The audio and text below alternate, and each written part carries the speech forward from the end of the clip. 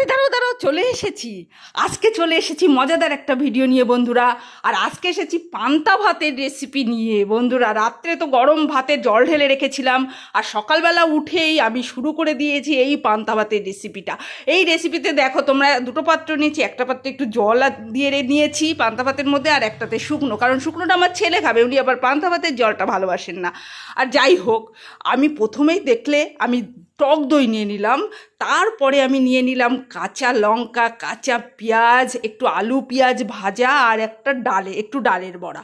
হ্যাঁ বন্ধুরা, এর সঙ্গে কিন্তু দরকার ছিল একটু আলু সেদ্ধ আর একটা ডিম ভাজা। যেহেতু আজ মঙ্গলবার, আমরা ডিম সিদ্ধটা এখানে ব্যবহার করতে পারবো না, নিরামিষ খাই। আর তারপরে একটু লবণ দিয়ে নিয়ে নিলাম বন্ধুরা। জাস্ট খেতে তোমরা কি বলবো, আর এটা কিন্তু খাওয়া খুব উপকার গরমে। আর একটা কথা বলি, এইগুলো কিন্তু তড়কা লাগিয়ে, মানে পেঁয়াজ টিয়াজ দিয়ে তড়কা লাগিয়ে, অনেকে চানাচুর দিয়ে এরম করেও খায়। আমি কিন্তু খেয়ে দেখেছি, কিন্তু আমার জন্য এইটাই সিম্পল লেগেছে, সিম্পল জিনিসটাই বেশি ভালো লেগেছে। কারণ কাঁচা পেঁয়াজ, কাঁচা লঙ্কার একটা গন্ধই সেই। বন্ধুরা জাস্ট একবার কিন্তু খেয়ে অবশ্যই দেখবে, আমি তোমাদের রিকোয়েস্ট করছি একবার অবশ্যই খেয়ে দেখবে। Just awesome. তোমরা আমার নিশ্চয়ই খাওয়াটা দেখে বুঝতে পারছো এটা কত টেস্টি হয়েছে বন্ধুরা। তবে বলো কে কে খাবে, কমেন্টে কিন্তু অবশ্যই জানাবে।